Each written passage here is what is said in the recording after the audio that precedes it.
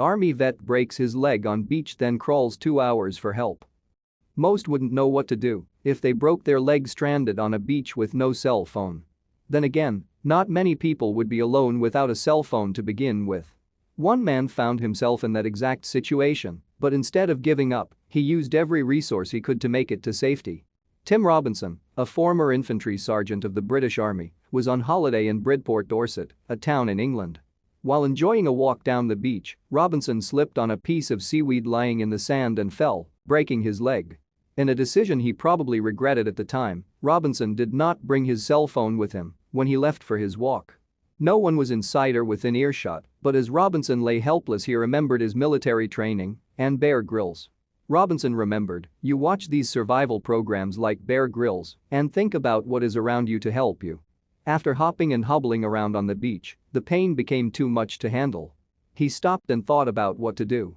With no phone and no one around, and with his leg dangling like a broken tree limb, Robinson had a decision to make. He could either continue this way in pain and hope that someone happened to see him, or he could try something else.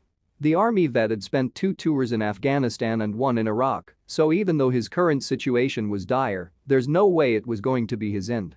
It didn't matter that his leg had rendered him partially immobile, Robinson still had the ability to crawl, and so he did. The choice was easy, but the crawl was tough. Robinson told the Daily Mail, after I crawled to about 1.25 miles away from the car park I started flashing my torch and SOS and spinning it over my head to create a buzzsaw signal which is a way of attracting helicopters in the armed forces. No one seemed to be around. At least, no one that could read Robinson's signals for help. Once again the Army vet had to either stay where he was and wait for help or get moving. He described the ordeal as dramatic and was clearly scared for his life. In his mind he had no choice. There was no response to begin with, so I crawled for 5 minutes and covered about 50 meters before making the same signal 3 times, Robinson said.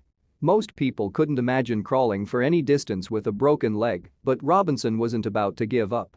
In what appeared to be a miracle, Robinson finally got a response.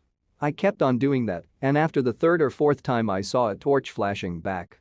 It was finally a sign from someone who could help, but who was on the other end? It was my wife, Robinson said, and she was shining the torch in a sequence in response to my signal. We got a routine going where I crawled for 5 minutes, stopped, signaled and she replied. Thankfully the Army vet's wife knew something must have been wrong and went looking for her husband. Even though his wife was there helping him, Robinson had a long way to go. The Army vet remembers continuing his crawling signal routine in several intervals while making his way to his wife. All the while his broken leg hurt increasingly worse and was at risk of infection. After several stretches of crawling and signaling, Robinson and his wife were able to hear each other shouting. It was the first time he felt that he would actually be saved. All the while, Mrs. Robinson called for help. She kept moving toward her husband, shining her light and eventually shouting. As they got closer to each other she waited anxiously for help to arrive. She had no idea how hurt her husband actually was. Robinson's condition was worse than Mrs. Robinson thought. He needed an ambulance and medical care immediately. The fact that he had crawled for so long in such a condition showed how dedicated Robinson was to surviving. Luckily, a Coast Guard crew finally showed up. After stabilizing Robinson's leg, the Coast Guard informed him that no ambulance was near and they would have to wait.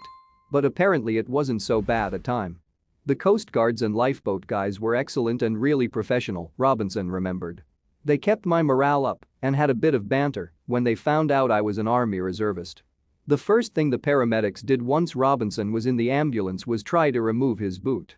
But the pain shot through his body and was so excruciating they needed to give him a shot of morphine. After giving Robinson some pain medication, the ambulance crew was able to get the boot off.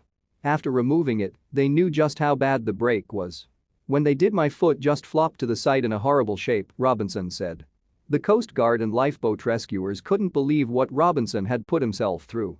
They were amazed that this man had the fortitude to crawl such a distance, more than 1 mile in total, after suffering such a wound. John Broom, the leader of the rescue mission and rescuer from Lyme Regis lifeboat, offered an observation. Robinson is a full-time territorial Army guy, and his military background came to the fore. If it weren't for his training, Robinson may not have been saved.